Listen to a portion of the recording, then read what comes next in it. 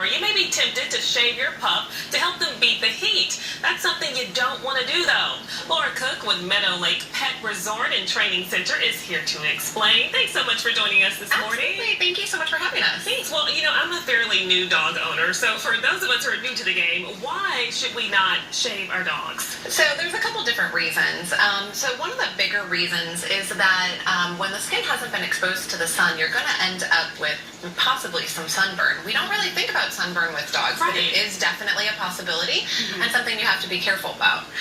There are other dogs, long-coated dogs or thick-coated dogs, or people refer to them as double-coated. Right. Their fur is actually intended to be an insulation and keep them cool in the summer and warm in the winter. And so shaving that kind of takes away their natural ability to keep themselves cool. Gotcha, that makes sense. And talk about brushing, though. I believe you said we shouldn't be brushing them that often.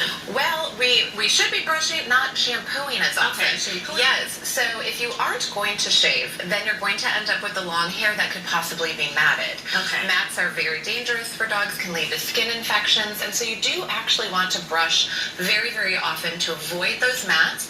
And also it gives you a close look at your dog, so you can be checking for fleas and ticks and other things that we have to worry about in the summer. It's the shampooing that you should wait and do every couple of weeks, because otherwise you could dry out the skin. Okay, a lot of do's and don'ts, though. Anything else that we're missing here with the pups? So one thing that a lot of people don't think about is a lot of dogs are in the water because you're trying to keep them cool and do summer activities. Right. And so you can't forget about these ears. So after they've been in the water, you want to make sure you towel dry out their ears and keep a very close eye on them throughout the summer and look for symptoms of basically a version of swimmer's ear for us. They can get infected and bacteria can grow in there. You also want to check the bottom of their pads. Concrete can be really, really hot. So you have to be careful about taking them for walks.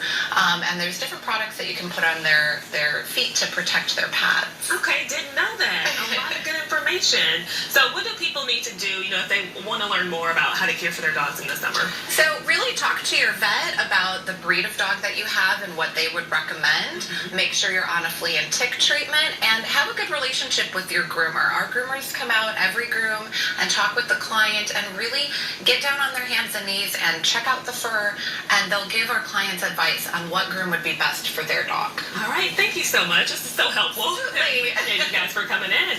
Lena, over to you.